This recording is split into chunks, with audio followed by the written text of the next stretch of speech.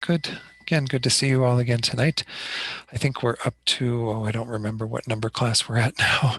Let me pull up the slides and it'll remind me. I think it's something like 11. Yeah. Okay, good. I was going to say 12, but I didn't think we were quite that high yet. So let me go ahead and put on the slideshow and we'll just get kind of re-grounded in this and then we'll go on to back to our text. Again, we're using a wonderful text by my teacher in Italy, Geshe Gyatso, his brief commentary on these verses that are in Dharma Rakshita's text, The Wheel of Sharp Weapons. So we're in the section that is from verses 50 through 90 that is still within the idea of conventional bodhicitta, which is what we just meditated on essentially. Conventional bodhicitta is the bulk of this text where we are trying to primarily remove self-cherishing because that is the main obstacle to developing bodhicitta, this aspiration, this wish to become a Buddha for the sake of others, which is firmly rooted in cherishing all other beings. But we're also, of course, dealing with the other demon, self-grasping. And so in this section in particular, even though we're going to go on in the section on ultimate bodhicitta to talk a bit more about how we overcome self-grasping, we're requesting Yamantaka, again, this external embodiment of the wisdom and compassion of all the Buddhas to help us to do this. But of course, we have to generate those forces within ourselves. So actually, I do have a couple of verses I'm going to start with after another slide or two that gives some advice from Geshe Gyatso about how we are to see this force of Yamantaka in our lives. But we're going to go on then, when we finish this, to have a few more sections, smaller sections, to conclude this whole first part on conventional bodhicitta. And then we will go on to ultimate bodhicitta, which is again working with the wisdom of emptiness. So once more, just to recap the general outline of verses in this section from 55 through 90. This section started with verse 50. The first 5 verses or so were not in this format, but essentially the first 2 lines, A and B, give the distorted ways of thinking and behaving due to the twin demons. And this has been, again, part of what I'm trying to emphasize as we go through here is to see clearly how do self-cherishing and self-grasping play a role in those distorted ways of behaving and thinking arising. Then in the last 2 lines is the refrain that we've been seeing, invoking Yamantaka to destroy these twin demons. So here's where Geshe gives some advice. He says, all our sufferings and problems come from our contaminated actions, our karma, which it's contaminated because it's together with ignorance, with the faults in our own minds, which in turn are caused by self-cherishing and the self-grasping that lies behind it. Again, and for most of us, this is how it's operating, is both of these are kind of arising together. We're strongly grasping at a firm sense of a real self, and then on the basis of that, we are cherishing that self and holding it to be very dear. Again, there are subtler forms of self-cherishing where that self-grasping may not be present, but nonetheless, this is how these twin demons are arising, and they're called twins because they do have a similar kind of feel to them, a similar nature to some degree, though they do have different objects that they are attending to. Self-cherishing, attending to the self, the I, and elevating it to the superior position being most important, and then self-grasping, observing that same I, but holding that I to be inherently existent. Again, we'll go into this when we get to the verses on ultimate bodhicitta.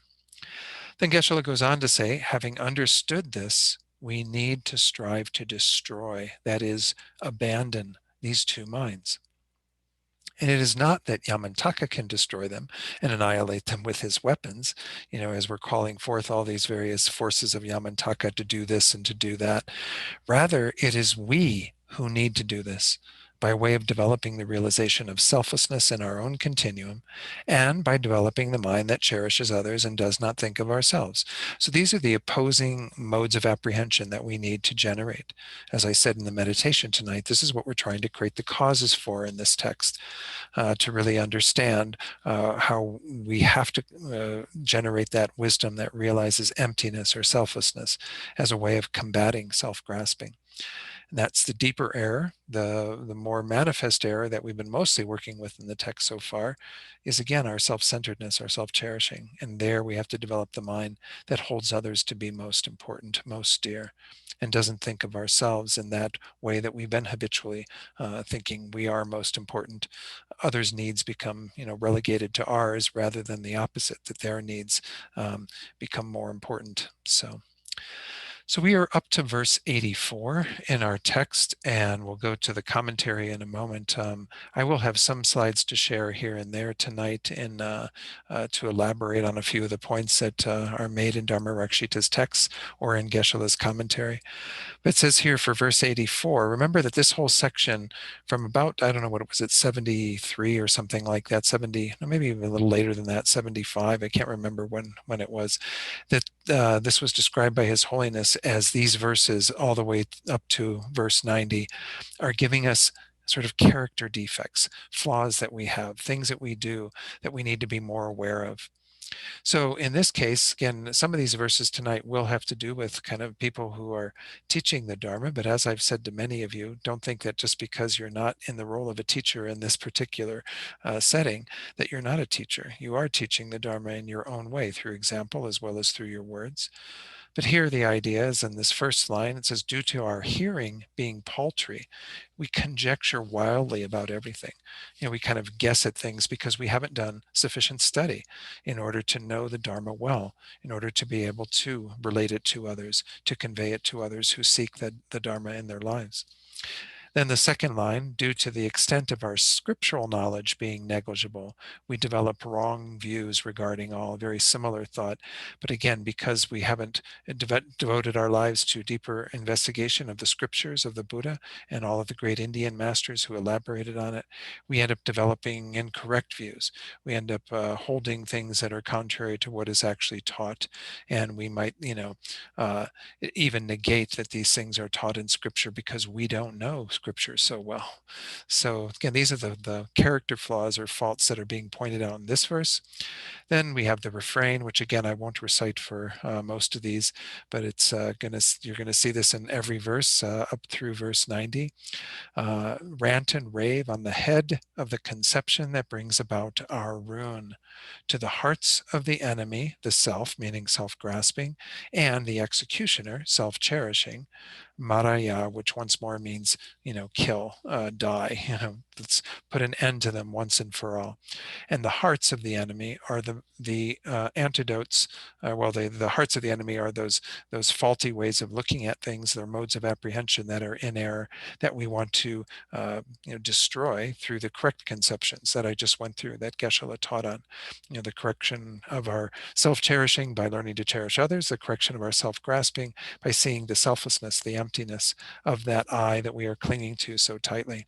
Of course, we're also clinging to other phenomena to exist in that way, but how we get caught up in most of our problems is by clinging to the I, to that sense of person that we cling to, and then generate all the afflictions in relationship to that. So on page 34 of Geshe-la's commentary, he says, as we mentioned before, when we listen to the scriptural systems, reflect on them, and so on, we should develop joyous effort without coming under the power of idleness and the like, these forms of laziness where we don't have this enthusiasm for engaging in the Dharma. Then, if our hearing becomes vast, when we give explanations to others, we will be able to teach them, saying, the meaning of this is that, without the need to make guesses, to just kind of think, oh, well, maybe it means that. If we haven't studied the scriptures well, if we haven't really enhanced our knowledge, then we might end up guessing about things, which is not a very good way to teach the Dharma to others because it's not in accord with the tradition of what the Buddha taught. And again, those great masters of the past in Tibet and India and so on, who have elaborated on the Buddha's teachings. So on the other hand, the opposite to that is when we hear and reflect, we do not come to a precise and decisive conclusion, just a shaky one, one that isn't really firm in terms of our understanding, due to, for instance, not refuting our parents, teachers, and so forth face to face. So because we might hear things from people in our lives, Even teachers, maybe they're not reliable teachers, we never know, or things we hear from parents or other influences. If we don't refute them or at least challenge them, at least begin to investigate them, then we're not going to have a firm knowledge. We do have to take everything that we're hearing in terms of the Dharma and run it through our own internal logic and our own analysis and investigation. But if we don't take that opportunity to refute other points of view, to try to challenge them, to debate them, to get to know them inside and out, then we're going to miss an opportunity to develop and deepen our knowledge. Um, then it says, by the force of that, when, due to it being our turn, it becomes necessary to give an explanation to others and so forth, we will conjecture wildly. So again, there's a footnote to this. It says here the Tibetan text says, da, da, da, da, which literally reads, as is said, if you fall to your knees, do not walk on your knees. Walk on your knees. I don't know that I can explain much about that. It's down here in the bottom of page 35. I guess the idea again here is that, you should, if you do have any decline in your knowledge, then don't rely on that kind of space of not knowing and conjecturing about things. Rather, actually have some deeper investigation. Maybe I'm conjecturing by trying to explain that phrase. I really don't know what that Tibetan phrase means.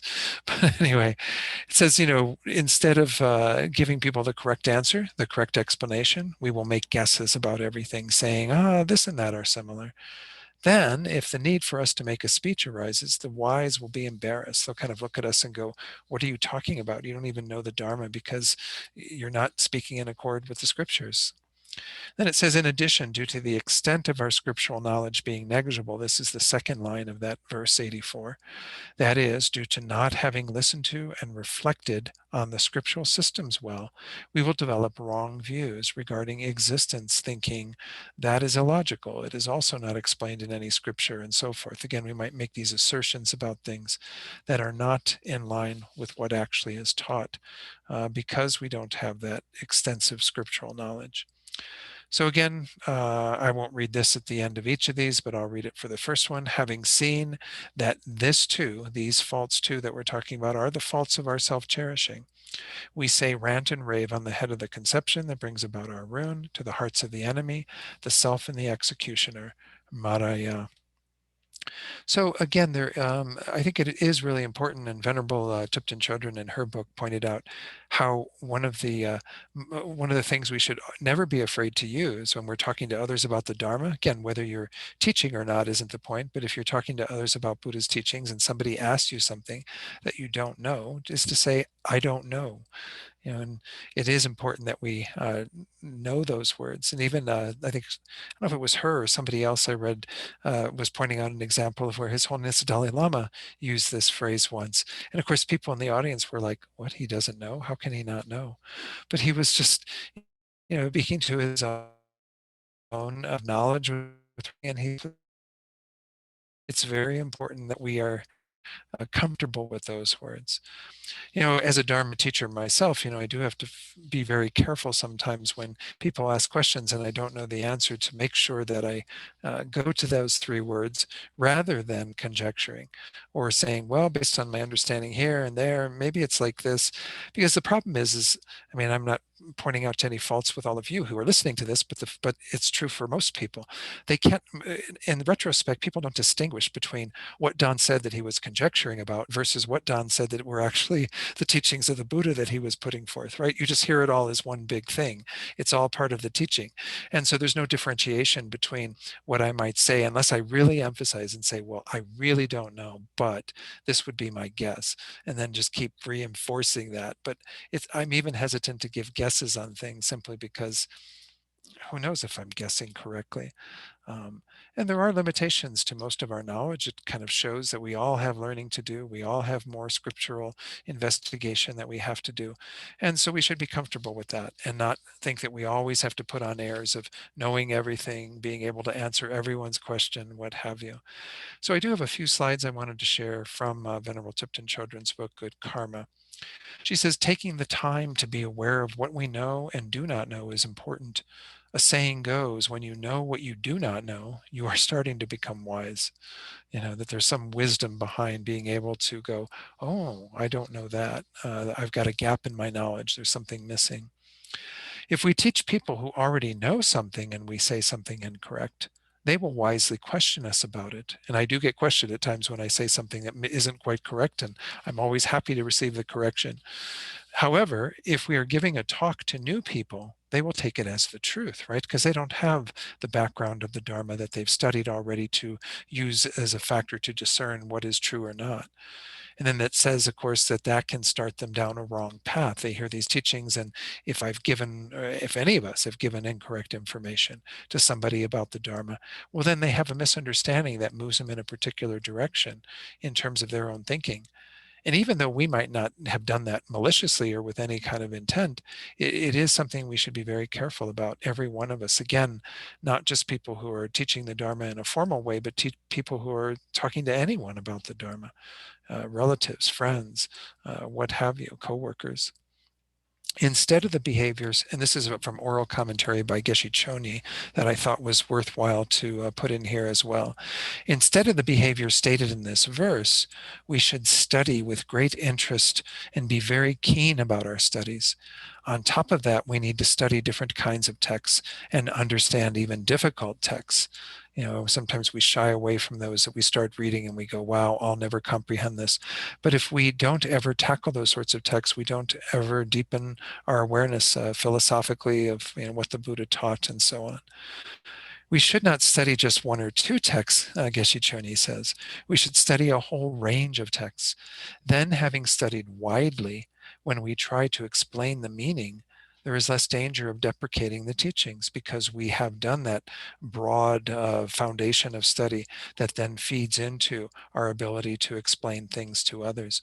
One thing that I will say that I think is, I heard this in my studies in Italy, and I think it is important, is that when you are going about one of these philosophical studies, though, try to stay within the school that you are studying primarily.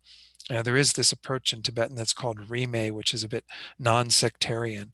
Remember, there are 4 different schools of Tibetan Buddhism, the Nyingma, the Kagyu, the Sakya, and the Gelugpa. We're in the Gelugpa tradition, teachings of Lama Tsongkhapa. And it is important that when you are initially studying these teachings, that you stay within your tradition. Why? Because otherwise you might hear some different approaches and different ways of talking about things that could be very confusing, because all of a sudden you're in a different tradition, different track, and you're hearing things that are contrary, that are not quite the same way it's presented. And it's not to say that you shouldn't investigate those. It's just get a good foundation in your own system first. Really clearly understand the Gelugpa approach to these, and then you can read something from another tradition on that same subject. And it will be hopefully very elucidating because you already have some understanding of what your tradition says, so you might be able to see even the points of variance and come to analyze those for yourself. Whereas if you just, go into these different subjects without having firm grounding in your own tradition, it can be very difficult. And this was something Geshe Jampa Gyatso told us in Italy in terms of our study there. Said, if we're all welcome to make additional investigations into teachings from different traditions. Like, for example, I'm going to be teaching on chapter 9 of Shantideva's text, which many of you had teachings from Geshe Sherab recently, not that long ago, last year, right? I think he was still teaching on chapter 9. And it's good to stay with a Gelugpa approach to it, but I've taught it now and have pretty good grounding in teachings on emptiness. So I want to pull in some different texts that are teaching chapter 9 from different points of view, just to gain an appreciation for how the other schools will teach it and how they approach that topic. So again, I think there's nothing wrong with, once you have the firm grounding, in going to those other traditions. But until then, it might just be a little too confusing. You might start making a bit of a soup out of it and not have the clarity that is ideal to have before you proceed. Okay, so now on to verse 85. Due to cultivating attachment and hatred, we criticize everything on the other side. This has to do with, especially with our philosophical kind of points of view. And I was just talking about these different, systems and what have you. We might be so attached to our own that we end up putting down things that are other than our views, other than our way of looking at things. Then secondly, due to cultivating jealousy, we exaggerate about others and deprecate them. So those who we are jealous of, we might do things that belittle them, that bring them down, that exaggerate faults about them, what have you. This, of course, is also a very dangerous thing to do because it puts us in not only in the position of creating some negative karma, but it also can cause us to be kind of looked at in a particular way that would be not conducive to helping others because of our behavior of putting others down and so on. So let's look at the commentary on this. Geshe Jampa Gyatso says, by the force of cultivating attachment and hatred toward many beings, we become sectarian with regard to Sera Drepung. Sera and Drepung are two of the Gelugpa monasteries. There's a third one that's called Ganden, Sera, Drepung, Ganden. These are said to be the main monasteries. They even have sub-schools. You have Sera J, Sera May, and so on. And then also you might become sectarian in regard to Geluk system versus the Nyingma, the ancient tradition, and so forth. And then we praise our own side and criticize everything on the other side. Now, this is not a good habit to get into. Again, one does still have to find some confidence and faith in the teachings that one is studying within one's own tradition. And as I said, when you have good grounding in that, then to look at other traditions, and maybe you'll gain greater insight into them and perhaps even find potentially some flaws with your own system. That's not to say that, that's what we should be doing it for, but rather to be sure that we are investigating these topics as extensively as what we can. But if we become very sectarian, then we're not going to potentially have that opportunity because we're going to be putting everything else down. We're going to be criticizing, as it says there, everything on the other side and praising our own side. In addition, by the force of cultivating jealousy, when we see others' excellences unable to bear it, we exaggerate, saying they did that with respect to that which they did not do, again, attributing faults to them that are not actually correct.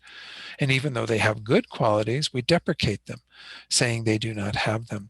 Remember that the first of the bodhisattva vows, the root downfalls, is praising oneself and belittling others. This is what we have to avoid, especially out of attachment or other states of mind like this that are essentially what we're talking about here, putting ourselves up by causing others to be spoken of poorly, to belittle them in whatever ways, exaggerating their negative tendencies, not attributing good qualities to them, not praising them. Again, we should be engaging in the opposite behavior rather than deprecating them, saying, oh, they don't have these qualities, or, oh, they have all these faults. So let's look at what the next verse says. I don't think I have anything more to share on that in regard to any other commentaries. Again, sometimes I have a few things that I think are useful from other texts, but for that one, not really so much. I think it's pretty straightforward. The verse 86, the character traits we have here in these first two lines are, first, we do not study, yet we despise the vast teachings. So again, it's very similar sentiment in terms of not really doing the extensive studying that we should be doing. And we end up, not having the understanding that would really support our development of the knowledge of the Dharma and what have you.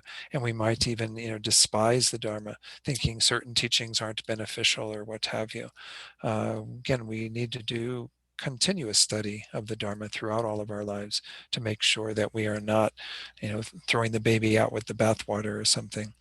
Secondly, we do not rely on a lama, and yet we denigrate the scriptures. Of course, in our tradition, there's a high importance placed on relying upon a lama, relying upon teachers who can help you to develop your wisdom and your other qualities and skills, give you oral transmissions, give you commentaries on texts, give you all sorts of knowledge that you can use in your spiritual path. And so if you aren't doing that, you're not relying on a lama, and yet you're still with some misplaced confidence, denigrating the scriptures, maybe even again saying that you can explain them on your own, that you don't need these teachers because you have such superior knowledge or what have you. This would be a pretty serious flaw for someone to have in regard to the Dharma.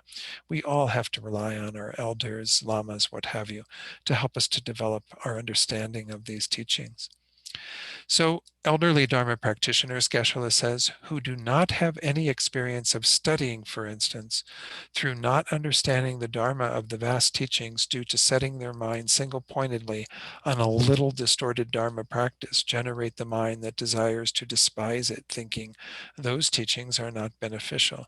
So again, even though we haven't put in the time studying and dedicating our lives to investigating the teachings, we might even focus on some little aspect of the Dharma and despise it, to actually put it down, thinking that, oh, well, this is an insignificant teaching. This teaching isn't beneficial. This teaching doesn't do anything.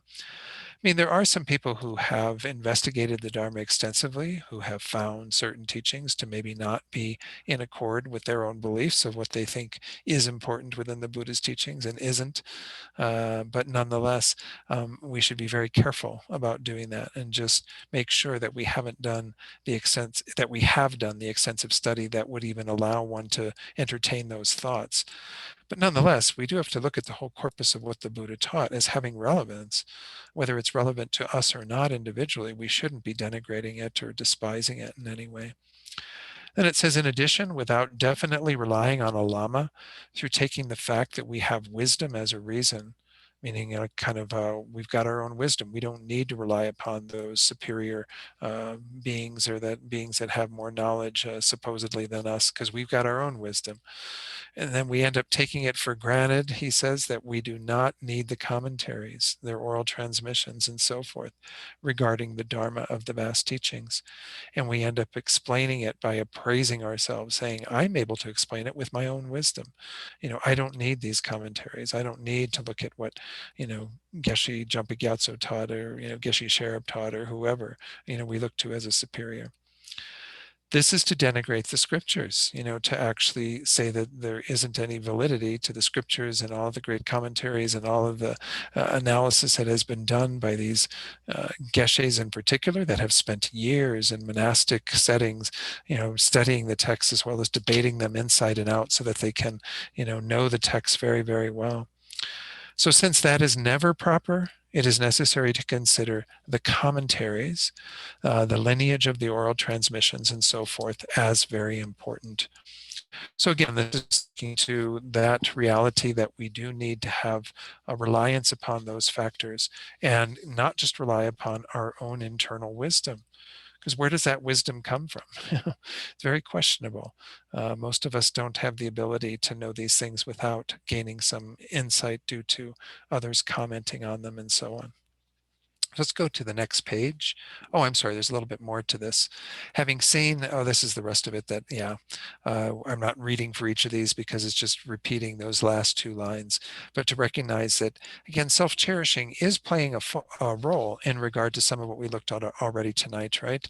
If we feel like we've got all of this knowledge, we don't need to study so much, we don't need to engage in the scriptures, well, that's coming from some inflated sense of ourselves and some clinging to a view that we want others to have of us that is not in line with reality. And that's due to self-cherishing, holding ourselves first, our needs being most important. If we really were dedicated to the needs of others, then we know that we have to study extensively. We know we have to rely upon gurus. Because otherwise, how can we truly benefit others unless we take advantage of those beings who are in a role to help us most skillfully on our path? So again, it all makes sense when we look at it within the context of this teaching of the wheel of sharp weapons. It's helping us to overcome these states of mind because we see that these behaviors are due to self-cherishing and of course the self-grasping that comes along with it. Whoops, sorry, didn't mean to do that. Which also again, causes us to cling to the self and therefore have these other problems arising and so on. Okay, so verse 87, we do not explain the scriptural baskets, yet compile self-fabricated lies. We are not adept in pure appearances, yet talk a lot of gibberish. So we're dealing with, again, this whole theme, this whole section seems to be dealing a lot with, again, our own Dharma knowledge, where we don't, rely on the spiritual path that's laid out by all those who have traveled it before us, the scriptural baskets and so on. And we end up compiling our own lies that we've come up with, our own ways of presenting the teachings that could be in complete opposition to what the Dharma is. Maybe these are things that arise from our own sort of questionable experiences, perhaps, that we feel that we need to rely upon more than the actual scripture of the Buddha. Then secondly, that we don't have this sort of confidence in the teachings, that we have a pure view of them in terms of their importance, and we end up saying a lot of, mistaken things to others, a lot of gibberish, maybe even, again, insulting the teachings, what have you, repudiating other teachers, doing all these things without our having really a good foundation in terms of our own learning and our own view of the Dharma in a very pure way. The translation for that second line in another text, when it refers to pure appearances, it is translated in, I think it's in the Wheel of Sharp Weapons, one that John Landau and Alex Berzin were involved in the translation. It says, the deep conviction and faith in the teachings. That's what the pure appearance is referring to here.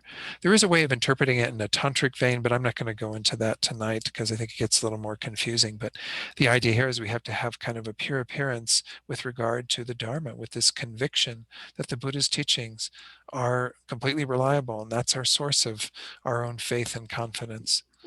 So then it says here in the commentary, when explaining the Dharma and so forth, it is also necessary to explain it without contradicting the scriptural baskets that were taught by the Buddha Bhagawan. The opposite to that is to explain it through compiling various self-fabricated lies, such as how it appeared in a vision or a dream, how it arose as a terton. A terton is a hidden teaching that Guru Padmasambhava, who came to Tibet in the 8th century, I believe it was, he ended up leaving behind a lot of these hidden teachings and what have you that many great masters found and what have you. But if you are just fabricating that and saying, oh, this was a teaching that arose based on something I found under a rock or something, or as I saw letters in the sky and so on, and he says these days there being many who do this, who claim to have some superior knowledge through some mystical event, that who knows if that teaching is really correct. It could be, again, a self-fabricated lie. Our reliance should always be upon the scriptural baskets, the Dharma, and not contradict them through whatever other experiences we have. Again, whether we're a teacher or not, we should make sure that we have that integrity, that all of what we say and the way that we convey the Dharma to others is in line with what the Buddha actually taught. Then it says, in addition, by the force of not being adept in pure appearance, we often talk a lot of gibberish by simply insulting and repudiating others without explaining the meaning of the Dharma, which is purposeful, and so on. So again, here we have to have that strong confidence, that faith in the Buddha's teachings to be able to utilize it in meaningful ways by talking to others about the Dharma, not putting them down, not trying to, say things or do things that would be contrary to the teachings and so on. So again, I think these verses again are always a little bit similar, or they all seem to be a little bit similar in terms of Dharma knowledge and how we use it in our lives. So again, I don't know that I have much more to share on that. Don't have anything really from the texts, other texts that I'd wanted to share. Verse 88, here we have the trait of without condemning, this is both of these lines kind of put together, without condemning actions that are not Dharma, we set forth various repudiations to all the excellent explanations. So we kind of have a misplaced priority. We aren't condemning those things or putting down those things that are against the Dharma, and we're putting forward repudiations to everything that is explained as being the Dharma. These excellent explanations of those who have knowledge, who have greater wisdom than ourselves. So again, our priorities are reversed here in the case of this particular verse. So it says then in Geshe-la's commentary, if there is anything worthy of condemnation, it is the negative actions that do not accord with the Dharma.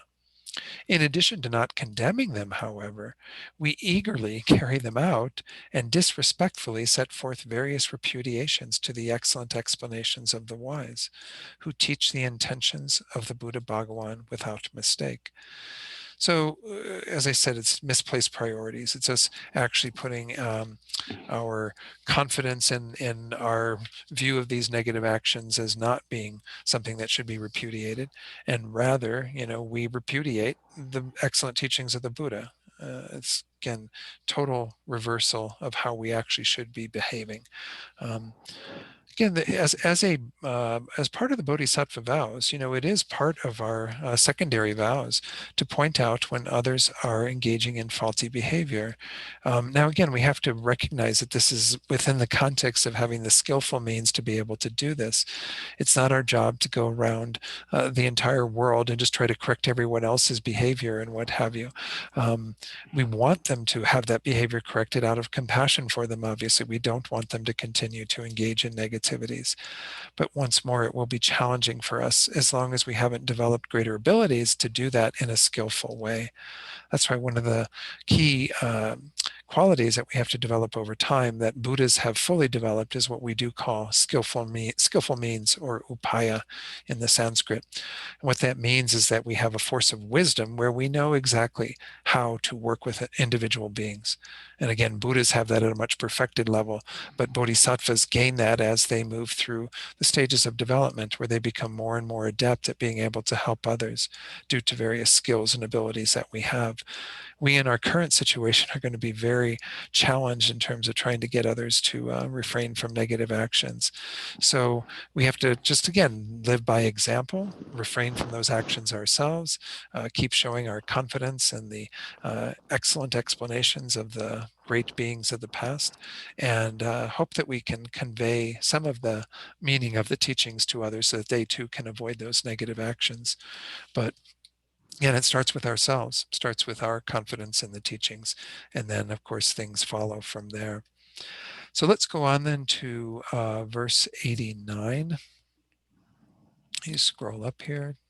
Whoops, this happens with these PDF files. Okay, so bottom of page 36 of your commentary.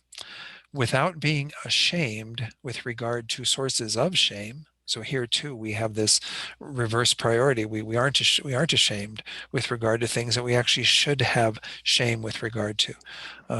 Objects of disgrace, they might be called, or things that we should have some turning away from, some conscience that wouldn't cause us to be involved in them. Negative actions, what have you. And then without having that, we wrongly consider that which is not shameful, the Dharma, to be shameful. We might actually put others down and thinking, oh, who do you think you are? And what do you think you're going to gain by, walking around in robes and, blah, blah, blah, blah. You might say that to, Dharma sisters and brothers that we really shouldn't be. We shouldn't be causing them to feel ashamed of what they're doing out of their sincere desire to practice the Dharma. So once more, this is similar to the last one in terms of having a reversed way of looking at things.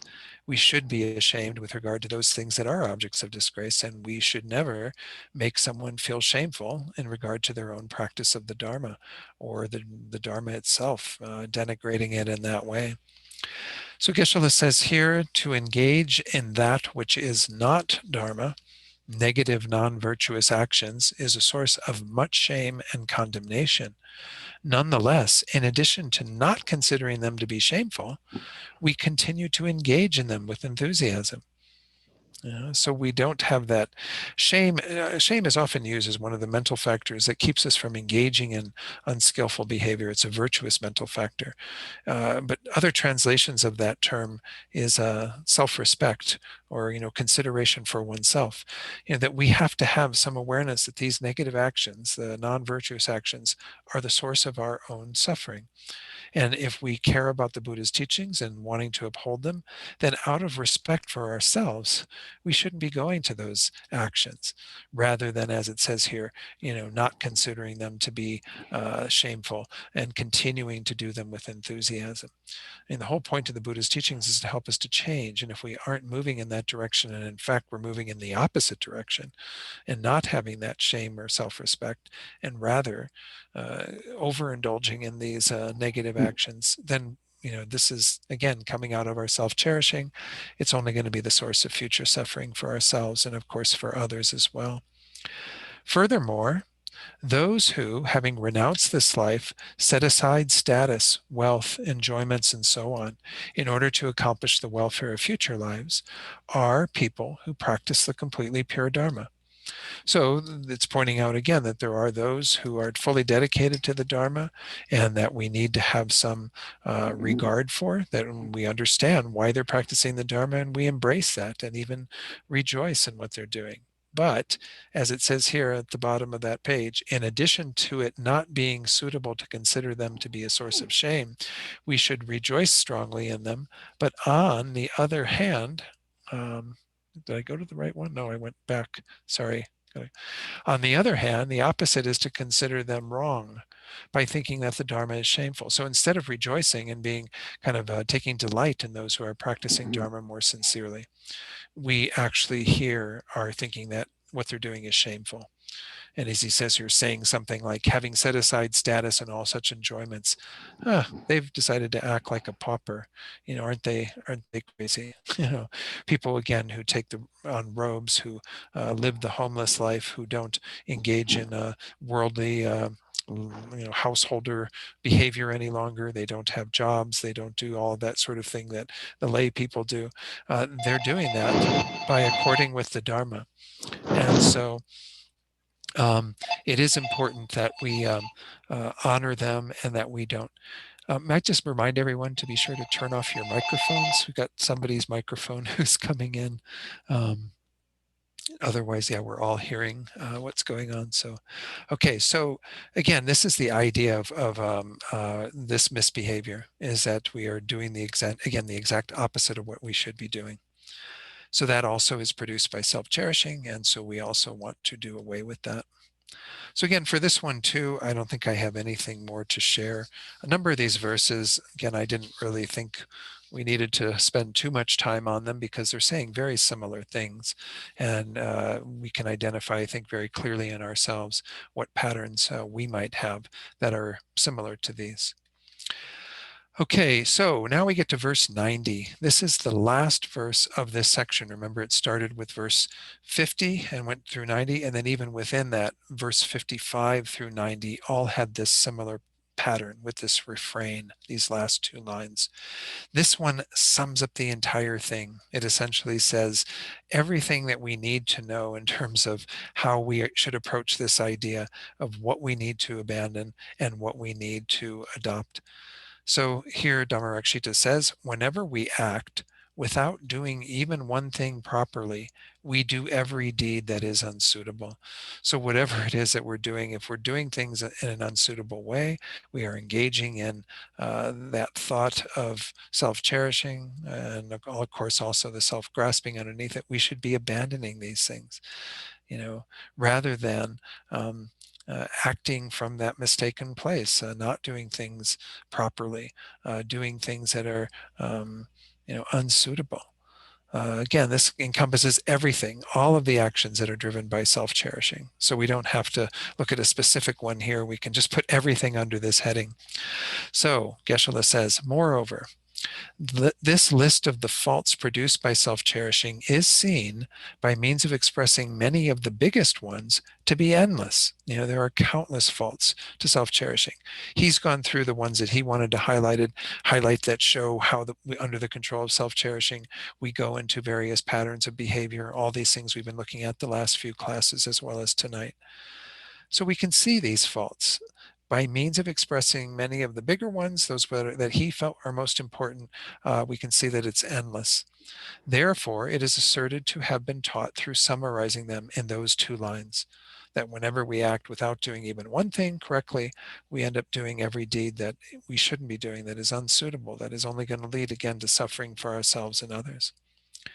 Then Geshe-la says, in brief, whenever we act, we do not carry out properly even one of the completely pure methods for attaining liberation and omniscience. kind of hard on us, I suppose, saying you're not even doing one thing correctly. But, maybe we might be able to find a few things we are doing correctly, but we should always hear these words as pointing out where perhaps we do have blind spots. Perhaps we aren't seeing really that clearly how we are not engaging in things properly. From beginningless time, he says, we have engaged naturally in every deed that is unsuitable, all the negative non-virtuous actions. So having seen that the one who makes us do this is also none other than, our wonderful demon of self-cherishing, as before we say rant and rave on the head of the conception that brings about our ruin, to the hearts of the enemy, the self, and the executioner, Maraya.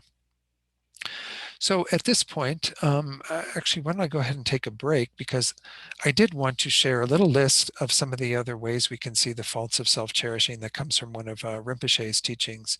And I think it'd be useful just to go through those briefly. And I think we have the time to do that. We still have 2 more classes after tonight, and I'm feeling confident we can get through the remainder of the text. So let's take a little break now, and it's coming up on 7 o'clock. So let's just say at 7:10, 10 minutes. Okay, so let's go to the slides. And as I mentioned, I've put together a few slides that pertain to the faults of self-cherishing.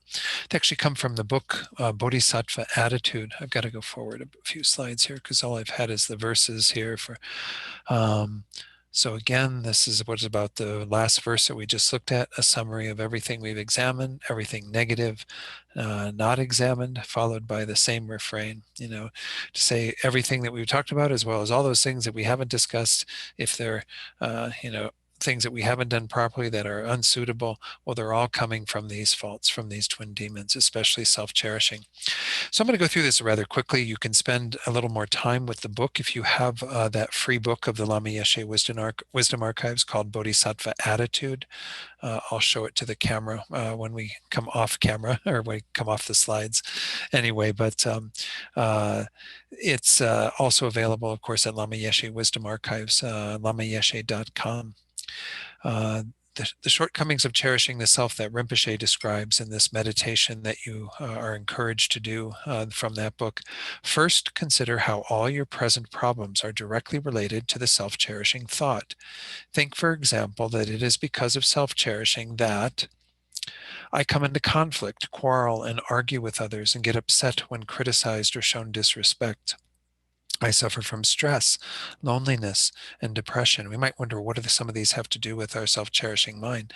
It's through our own self-cherishing mind that we've created the karma to have these sorts of experiences. And oftentimes, again, even in this life, we can have these manifesting from our own self-cherishing tendencies that cause us to experience these in our lives.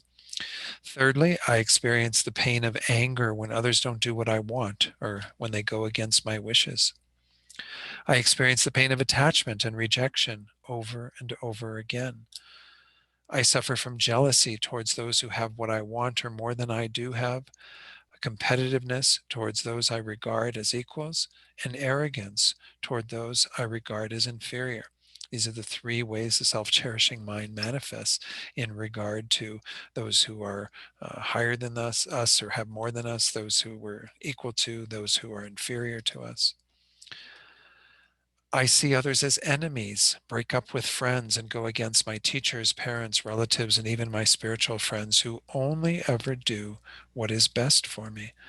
This is the tendency of the self-cherishing mind to create these sorts of problems with others because we have an inflated sense of, again, our own importance, our own needs being more important and what have you. So we can cause relationship problems very easily.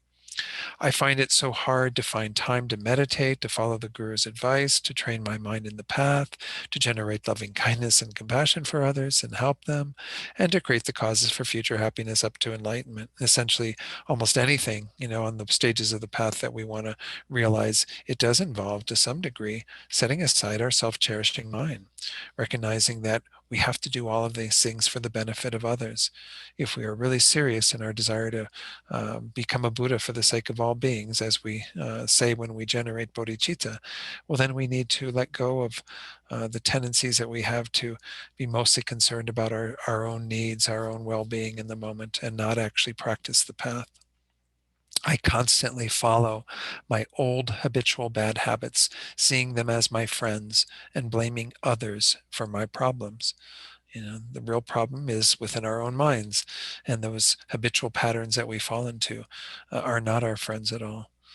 Even when I do generate good qualities, they become corrupted by pride. So even if we do have some success with our Dharma practice and gain some measure of qualities, then pride ruins it all. And where does pride come from? Also, again, our self-cherishing. Then consider how all your problems come from negative karma motivated by self-cherishing in the past.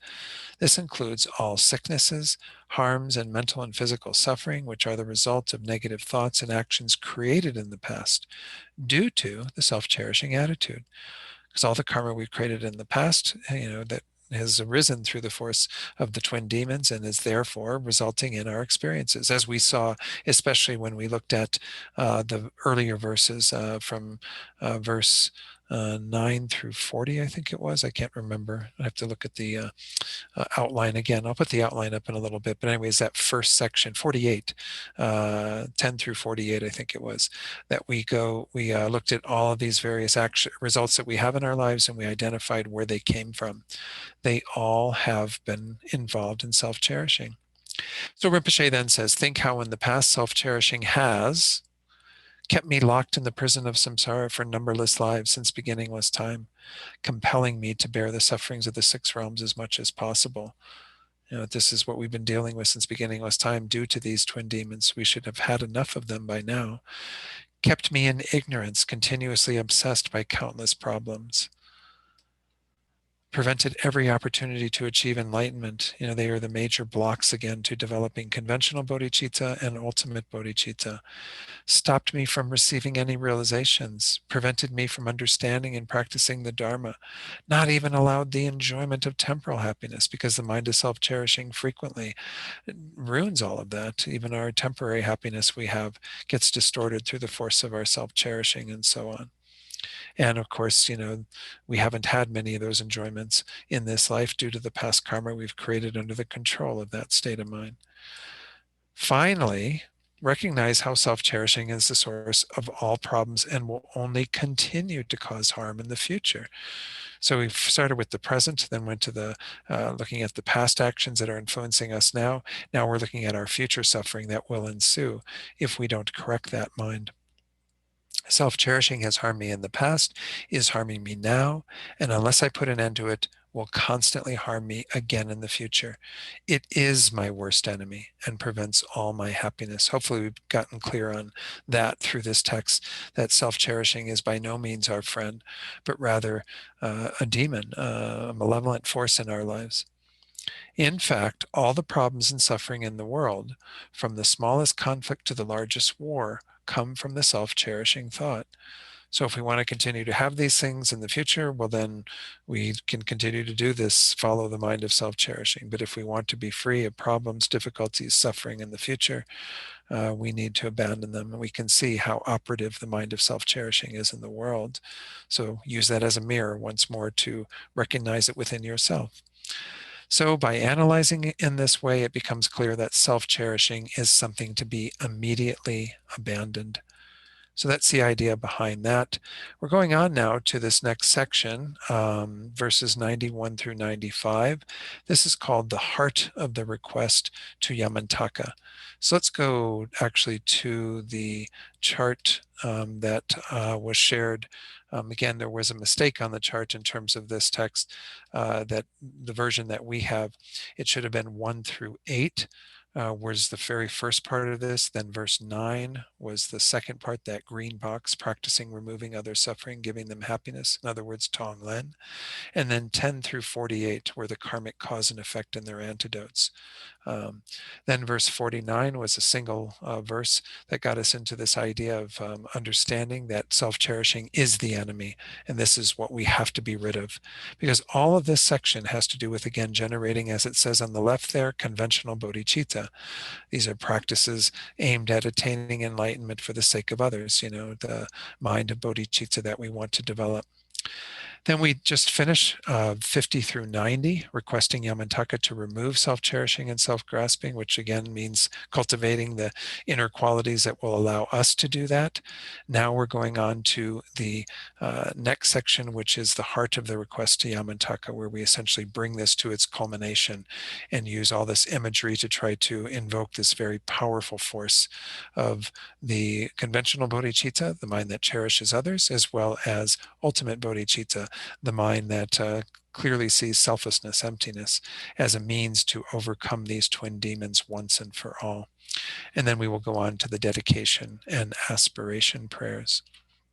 So let's go to our commentary and go to page 37, verse 91.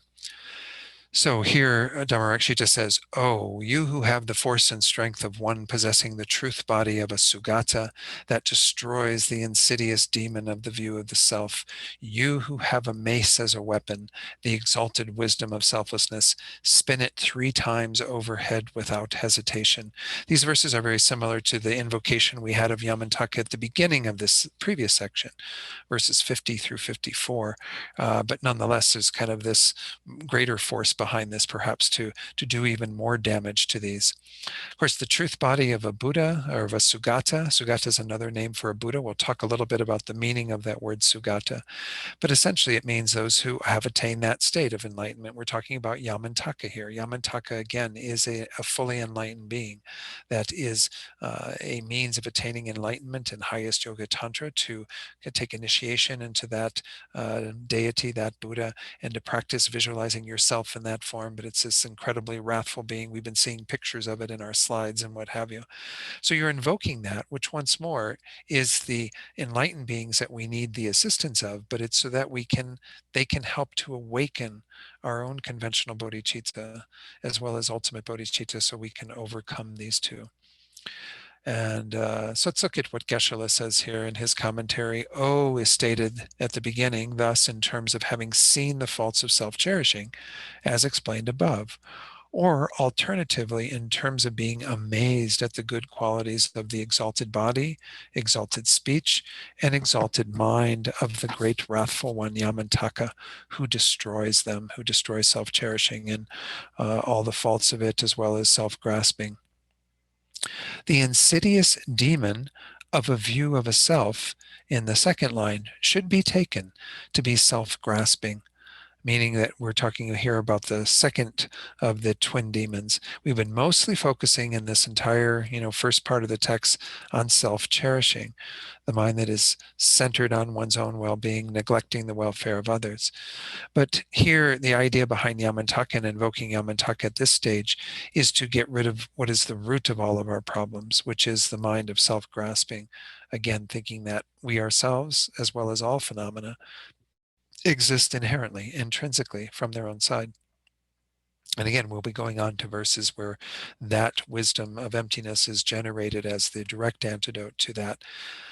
And it says the reason that it is necessary to destroy it, to destroy self-grasping, is from the point of view of self-grasping being the foundation of self-cherishing, given that self-cherishing arises in dependence on self-grasping. Remember, we talked about this way back at the beginning of the course. And His Holiness the Dalai Lama doesn't say that they actually arise in the form of a cause and the effect. It's not that there's a causal process where we generate the mind of self-grasping on the basis of that self-cherishing is there. Because the implication then would be that if you got rid of self-grasping, self-cherishing wouldn't arise at all. But there is actually, again, a very subtle form of self-cherishing that is even held by those who practice the Hinayana path, who attain their own liberation, who exit from samsara, attain a state of nirvana, but they still have a very subtle self-cherishing. So they don't have self-grasping any longer. They have completely abandoned all the afflictions. They're what are called a foe destroyer, an arhat.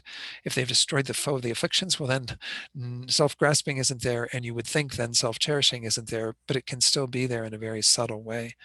But as I said earlier tonight, as well as throughout this course, the twin demons arise for most of us together.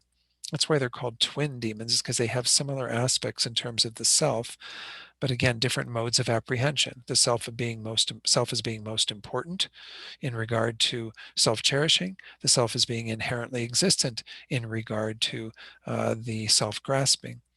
So they come together for most of us, without a doubt. And so if we begin to diminish the grasping at a self, then you would think it would have some bearing on the self-cherishing, even though there isn't really a causal process. So that's the idea behind this, at least as best as I can, convey it in regard to what His Holiness the Dalai Lama taught. So do know that, again, these two don't necessarily have a causal process involved, but nonetheless, they do have some interaction that goes on for most beings in terms of how they affect our behavior. So then Geshe-la goes on to say, let me scroll it up just a little bit more here. The destroyer of the insidious demon of such a view of the self is a Sugata, the Buddha Bhagawan. Sugata is usually translated as the ones gone to bliss. And I'll explain a little bit more again in the slides about the meaning of that, because it was taught in some of the texts, and even in this little bit here, as referring to various things that are in kind of underneath the surface of those words, Sugata, two words that are brought together that mean one gone to bliss. As is said in Dharmakirti's commentary on Dignaga's Compendium of Valid Cognition, one who has abandoned the causes and has the three qualities is a Sugata.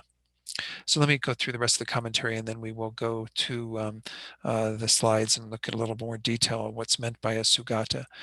With regards to this, moreover, in the statement, the Sugata that exists both conventionally and ultimately, the interpretive meaning, Sugata, is taught to be Yamantaka, who appears in the aspect of having form and shape. So this is, again, what is interpretable means that which needs to be interpreted, because it's not the final meaning.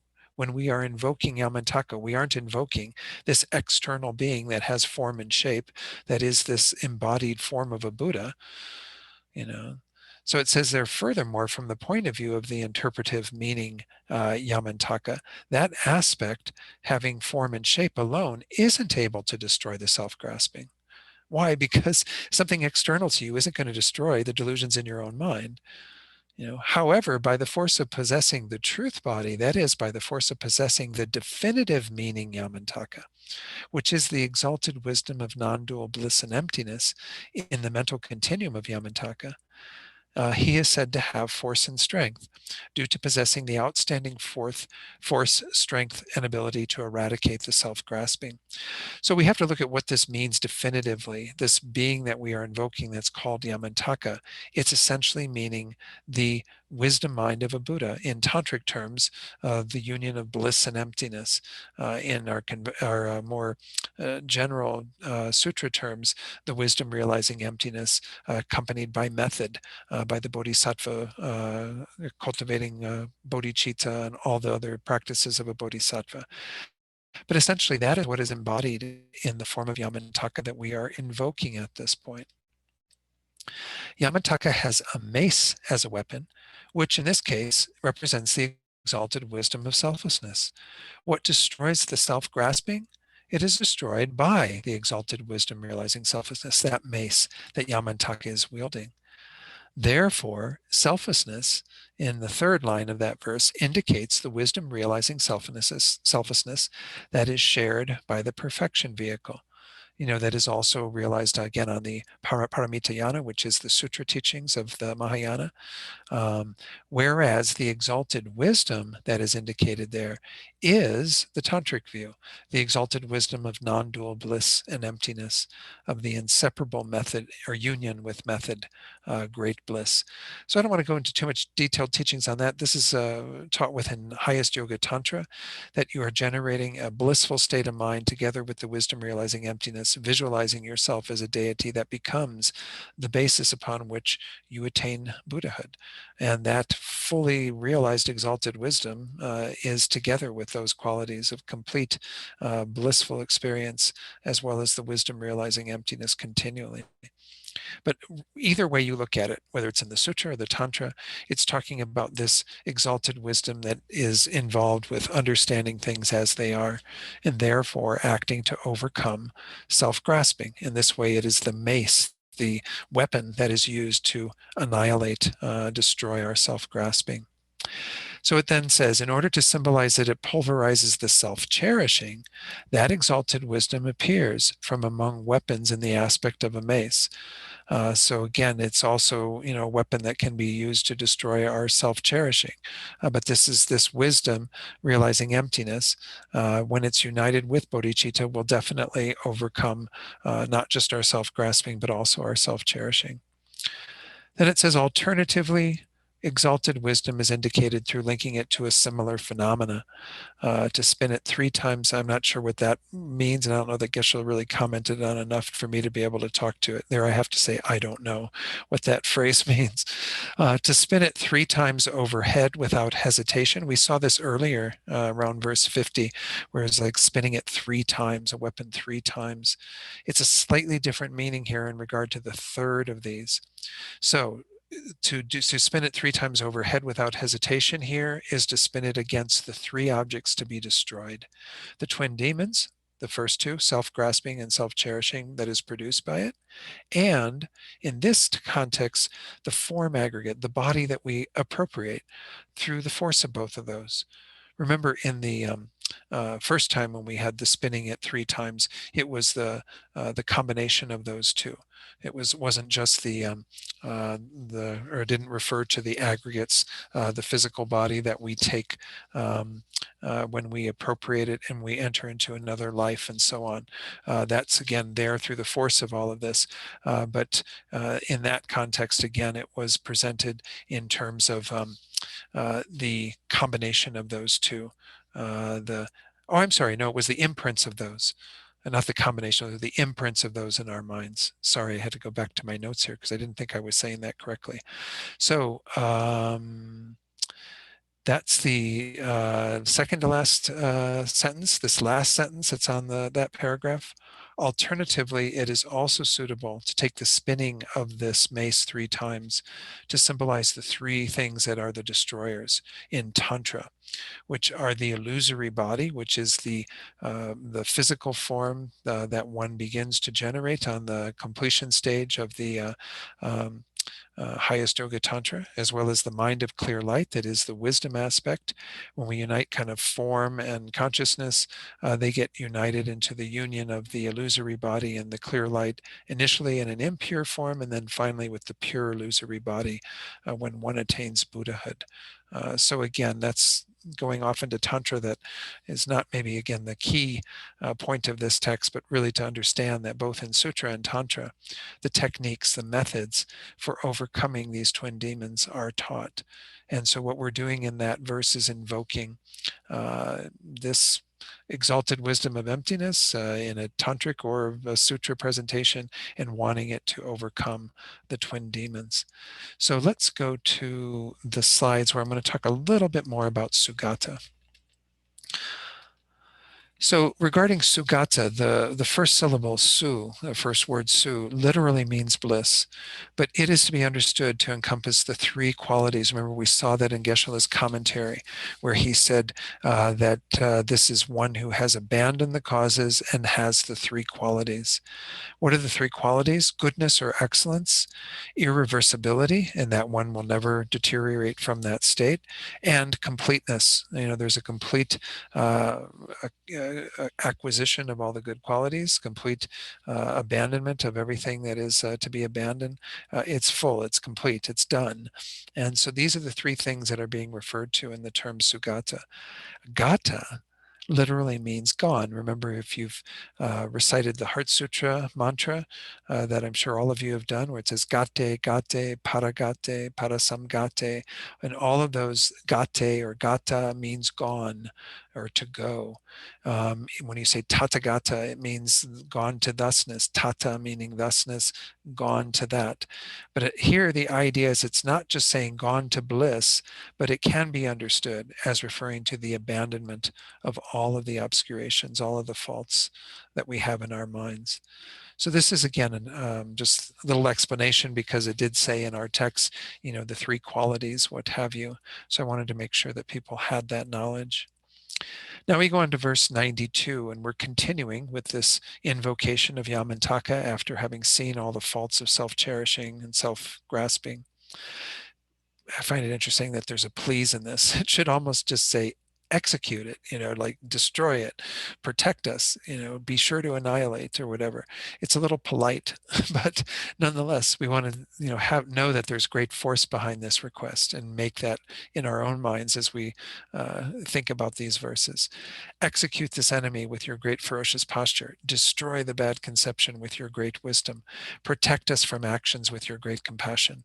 Be sure to annihilate the self. And in that one, I would just say annihilate the self already. We're tired of the self-grasping, the self-cherishing, what have you, that are in the way, that are causing problems for ourselves. So let's look at what Geshe-la says in terms of the commentary on that verse. Here we go to page 38, the middle here where we had the verse.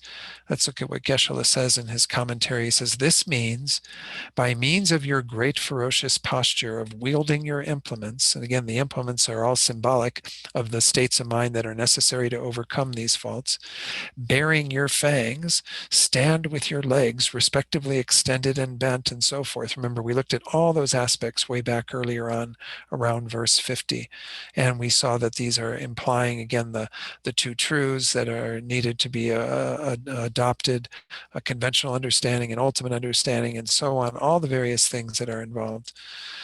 Please execute that very enemy that is the self-cherishing. Also, by means of your great wisdom, directly realizing emptiness, the suchness of selflessness, please destroy the bad conception that is self-cherishing.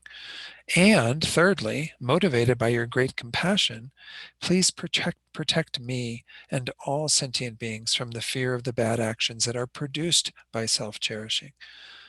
Again, self-cherishing is highlighted here in all three of these lines. There are other commentaries that point out differences in these, saying that it's self-grasping in some places, self-cherishing in others. But as I've been pointing out throughout this commentary, they are twin demons. And so when we are annihilating one, we should have the intention to also annihilate the other. But the idea is that Geshe-la, for his own reasons and his commentary, was highlighting self-cherishing, again, because this verse is still part of the section that pertains to developing conventional bodhicitta, to developing the mind that cherishes others. So self-cherishing is the main enemy that is being targeted here. And it says, due to comprehending that the self-cherishing is our main enemy, which emphasizes what I just said, we say, please be sure to, that is, without hesitation, annihilate it. Again, I don't know why it's so mannered in terms of saying, please do this, please do that. Maybe again, in our common everyday language, if we really want somebody to do something, we do say please. We do request them to do it in a way that will keep them thinking well of us and not cause them any disdain or what have you. So maybe that's why we have please in here. But the idea is that we want these wisdoms to develop, a wisdom realizing emptiness, as well as the mind of cherishing others, to overcome self-grasping and self-cherishing. So now we have another verse in the same section, all the dukkha. Dukkha, you should know from your studies of Buddhism that this is referring to the first noble truth that is generally translated as suffering, but dukkha also has the idea of any imperfections, unsatisfactory states of existence, what have you. All of this we want to be thinking about when we use the word dukkha. All the dukkha that exists on the ground of psychic existence, samsara, please be sure to heap it on this self-grasping. Remember our technique of Tonglen, where we visualize breathing in all of the dukkha, all the suffering of others, all their discontent, their dissatisfaction, and heaping it on the mind of self-cherishing. In this case, we're going to heap it, though, on self-grasping. But nonetheless, it doesn't matter whether you're talking about one or the other, because, as I said, they are the twin demons. They are come together in our minds almost all the time, again, until we get to subtler forms of self-cherishing. Wherever any of the 5 poisonous afflictions exist, we saw this back in one of the previous verses, right? The 5 poisons or 5 of the afflictions that are being highlighted. I think it was back in verse 54 when we saw that. Please be sure to heap it on this one of similar type, this mind of self-cherishing that is similar to self-grasping. So even though self-grasping was mentioned in the first part about heaping the suffering on it, when we're heaping all the afflictions on it, we're going to heap those on self-cherishing, which is similar to self-grasping. Again, that's why they're called the twin demons. Okay, Geshe-la's commentary says, this being the case, this means whatever dukkha, that is suffering, that exists for the migrating sentient beings of the ground of psychic existence, all those, countless beings who are suffering in the variety of ways, please be sure to heap it all of it on top of the self-cherishing. It's kind of interesting. He uses self-cherishing here, even though the verse itself says self-grasping. Again, I don't think there's any fault. I'm not trying to point out faults in Geshe-Japa Gyatso's commentary. He's my root guru, and I would never do that. I'm just pointing out that it shows once more their interchangeability. Although they are different concepts and have different modes of apprehension, they nonetheless are twin demons, and they do arise together in most of our minds. On this occasion, meditate as before on the visualizations of taking and giving, Tonglen, which I don't need to explain. I've explained it before a couple of times. So rays of light radiate from your nostrils, drawing forth all the suffering of sentient beings in the aspect of poison, weapons, lightning, ailments, and so forth. Imagine that it is heaped on top of the self-cherishing inside your heart, whereby that mind of self-cherishing is utterly annihilated. And then again, the giving part of it is to give all the positive things we have to beings. But primarily here, we're focusing on the taking, the removing the suffering of others.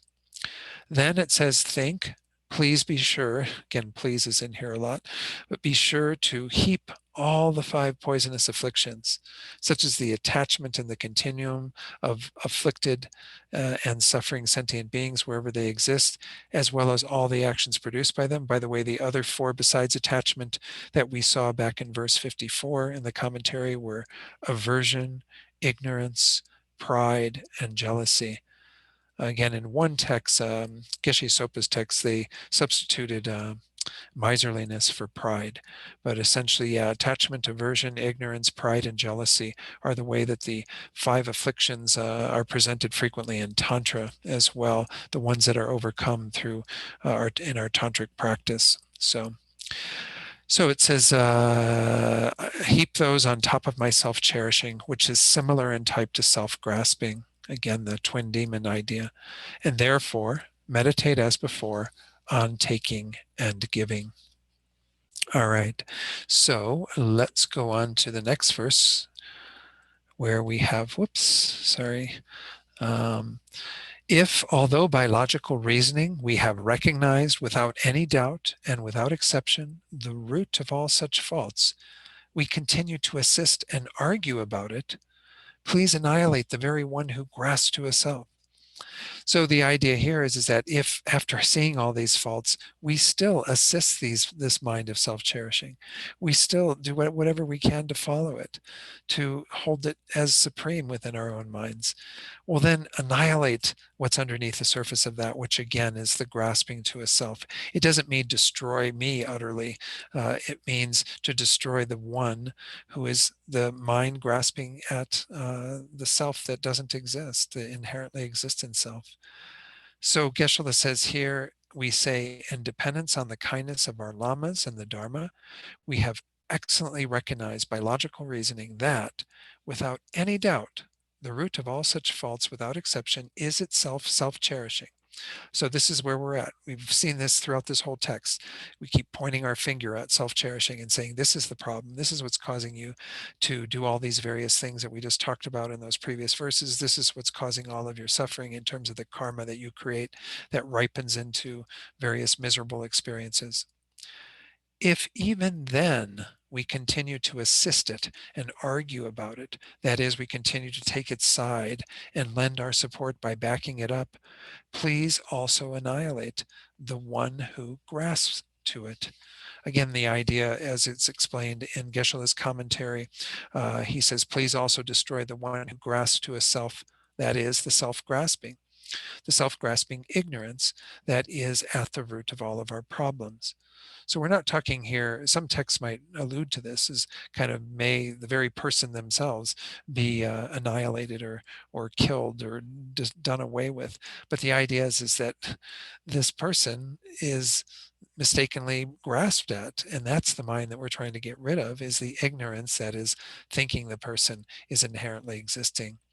So again, both of those minds are referred to in that verse as well. It's, first of all, highlighting the most direct way that we experience so many of our problems, which is through self-cherishing. And then we want to, if we still befriend that mind of self-cherishing, then let's get utterly rid of it through getting rid of self-grasping. All right, so then verse 95, the last verse of this section that has to do with invoking Yamantaka. Now we should lay all the blame on just the one, cultivate great gratitude toward other migrating beings, take that not wanted by others upon our own continuum, and dedicate our virtue to all migrating beings. This is a wonderful verse because it encapsulates so much of the mind training teachings. In fact, I'll show you on the slides how these first two lines very much mirror two of the slogans within Geshe Chikawa's text, the 7-point mind training. But essentially, the first one is all about what is to blame for everything that we've been experiencing, all the problems, all the difficulties. As Geshe-la says in his commentary, now we should lay all the blame solely on the self-cherishing in our own continuum. We shouldn't lay it on anyone else. It's no one else's fault. It's no other mind state's fault. It's the fault of our own self-cherishing that we've had since beginningless time. And then the second idea of cultivating great gratitude toward other sentient beings, migrating beings, is seeing their kindness, recognizing how they are so involved in our welfare. So there, Geshe-la says, all other migrating beings are very kind. Even the human body that we have presently obtained arose in dependence on having created virtue in our past rebirths. And that virtue definitely arose in dependence on other migrating beings. Again, the seed of a human life, human existence, is a good action, a virtuous action that we engaged in that was complete. And we needed another being to practice that action in relation to abandon killing and rather protecting lives of others, abandon stealing and protecting their possessions, and so on. All the virtuous actions entail thinking of others, using others as a support. So, having thought about how other beings have been very kind to us, as illustrated by that, that second line, we should cultivate gratitude toward them. Seeing their kindness, that we then become very grateful for them. For that reason, we should take all the sufferings and afflictions of other sentient beings upon our own continuum, taking the Tonglen practice, again being emphasized here, and give all our virtue of the 3 times, past, present, and future, whatever exists, as a cause of benefit and happiness for all migrating sentient beings. So having seen this, we should meditate as before on taking and giving. So that verse is wonderful because it encapsulates again these two main ideas of seeing the biggest fault is our own selfish mind that is totally dedicated to our own welfare and neglecting the welfare of others. And we should actually be very attentive to others. Why? Because we should have amazing gratitude for the kindness that they've shown us. Again, sentient beings have been unbelievably kind. Even in this life, you are here only due to the kindness of so many others. It may not have been always intentional kindness. We can talk about intentional kindness, direct kindness, unintentional kindness, indirect kindness.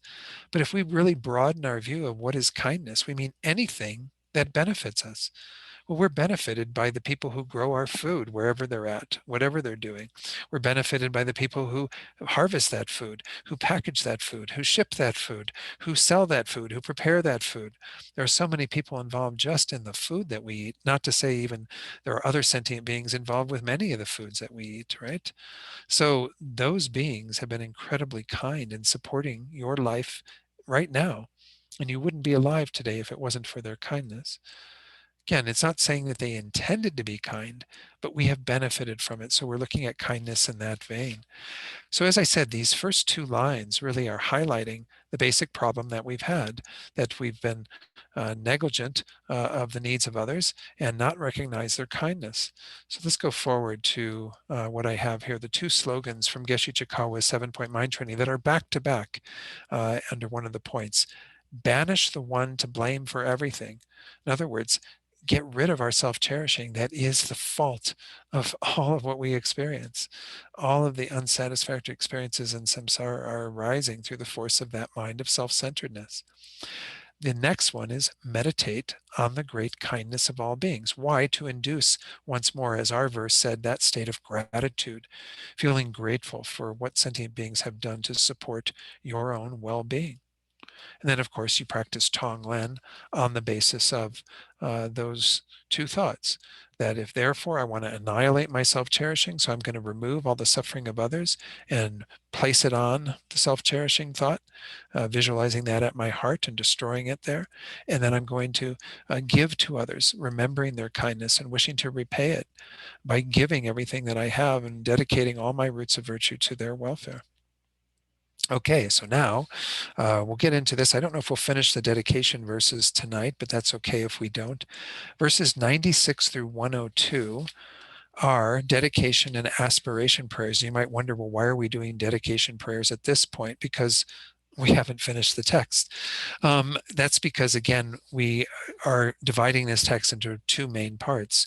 And what we want to do in these sort of dedication and aspiration prayers is primarily talk about conventional bodhicitta and the sorts of thoughts that accompany that are involved in our aspirations that are to become a Buddha for the sake of others and so on. So verse 96 says, thus, by taking upon ourselves all that is done in the three times by the three doors of other migrating beings, in other words, taking all their negative karma on ourselves, hearkening back to the very beginning of the text with the peacocks, right? Remember the peacocks in the poison grove who are able to make their feathers more lustrous by virtue of utilizing the sufferings and afflictions of the world to transform them into the path. So just as peacocks possess the splendor of poison, may the afflictions become an assistance to our enlightenment. May all the situations that we would normally have, the afflictions arising and so on, and the suffering that we experience, may it feed into our annihilation of the self-cherishing mind and our ability to benefit others. So here, excuse me a second. Let's go to the, might need to drink some water. Let me do that.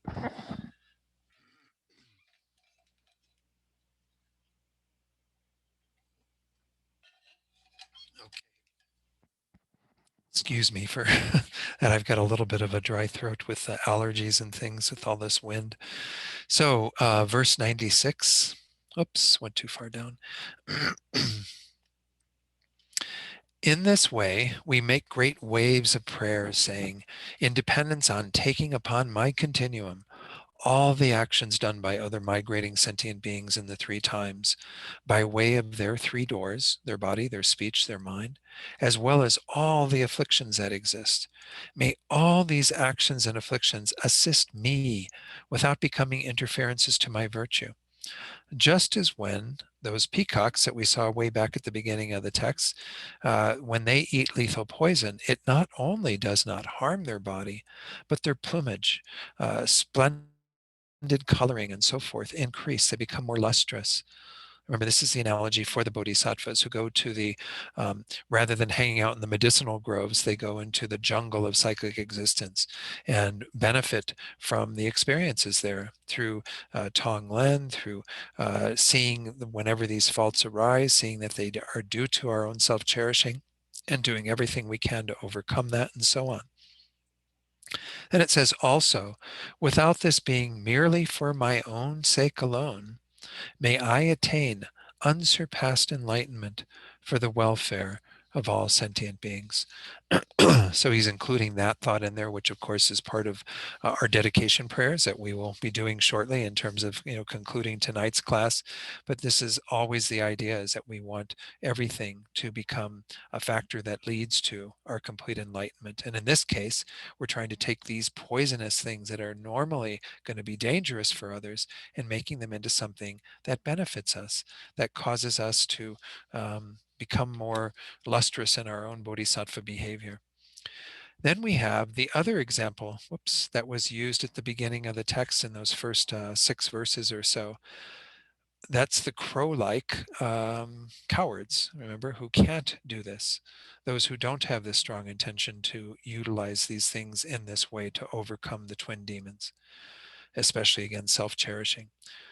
By giving our roots of virtue to migrating beings, just as a crow that has eaten poison is cured by medicine, may we uphold the life of liberation of all beings, and then may they quickly attain the Buddhahood of a Sugata. So we're looking upon these crows now, these beings who don't have the ability to transform all of this, and we're going to give. The first verse that we just looked at, the previous one, was on taking, the way they're suffering and their afflictions and actions and so on. Here we're going to give everything we have, all our roots of virtue, to migrating beings. So thinking that it's just like those crows that have eaten this poison, who are in the jungle of psychic existence but have no techniques to work with it, we're going to give it to them, all of our good qualities and so on, so that they can be cured from that poison, just as if we're giving them medicine. May we uphold the life of liberation of all beings, and then may they quickly attain the Buddhahood of a Sugata. So upholding kind of the liberation, the desire for those beings to attain that state, for us to be involved in helping them to attain that state. May all of this, occur through the force of our bounteous giving, our being willing to part with all of our own virtues, our own merits, and give them to others, so others can be cured of their affliction of being involved in the self-grasping and self-cherishing and suffering and so on.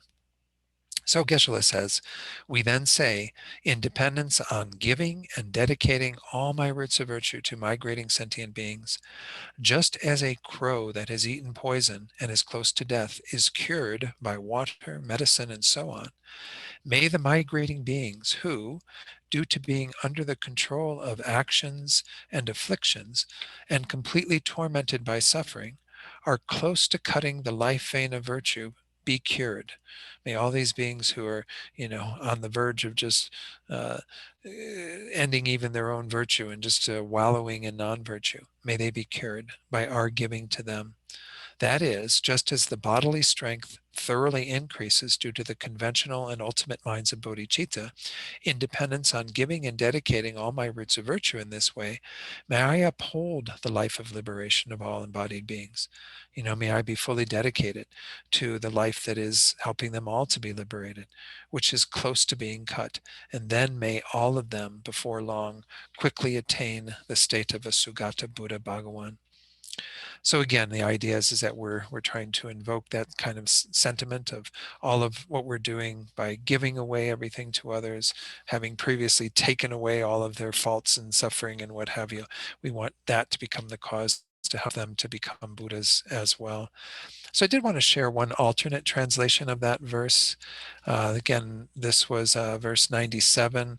And in particular, it has to do with the, whoops, I'm sorry. No, I didn't share that. I thought I did put that in there. Let me read it for you because it's actually not that different as I recall when I was looking at this earlier today. But let me read it nonetheless. This is from Geshe Sopa's book, Peacock in the Poison Grove. And there it is,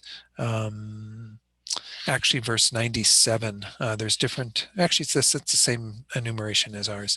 Some of these other ones do have different enumeration. I think it's Venerable Tipton Chodron's in particular, but Here, Geshe Sopa's translation, or Leonard Zwellig and Michael Sweet's translation, literally, but I give the roots of my virtue to living beings so they may be cured, as a poisoned crow is healed by medicine. I dedicate my life to the liberation of all beings so they may quickly attain the Buddhahood of the Sugata. So yeah, it was that third line. It just sounded a little bit differently than to say, may we uphold the life of liberation of all beings. The idea is we dedicate my life to the liberation of all beings. Just a very slight little twist in it, nothing really that major, but all right. So are there any questions or comments? I realize it was a lot of words tonight, but we're getting close to, again, wrapping up this whole section. Next class, we will move on to look at ultimate bodhicitta, teachings on emptiness, what have you. Any questions or comments from tonight? No? Okay.